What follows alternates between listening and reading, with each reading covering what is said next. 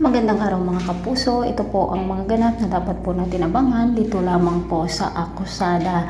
Nasa kulungan na ngayon nga po itong si Ronnie na kung saan ay siya ang suspect dito sa pagkamatay ni Joy noon at ang pagkawala ng baby ni Carolina dito sa kanyang tiyan mga kapuso. Ngunit mariin niyang iginigiit na hindi nga po siya ang killer. Sino nga ba kaya ang killer mga kapuso?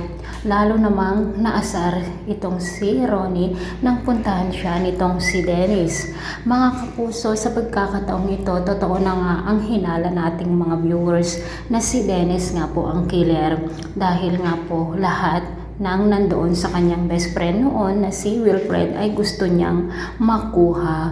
Una ay ang asawa ni Wilfred noon na si Joy. Ngunit hindi naman gusto ni Joy itong si Wilfred kung kaya't itong si Dennis kung kaya't siya na nga po ang pumatay dito at ang napagbintangan nga pong una ay walang iba kundi si Carolina. Ngayon naman po ay itong si Ronnie at dahil na nga rin po dito sa pagkamatay ni Gian. Mga kapuso, habang tumatagal ang panonood natin dito ay lalabas at lalabas ang mga lihim nitong si Dennis na siya pala ang killer dito sa mga malalapit sa buhay nitong si Wilfred.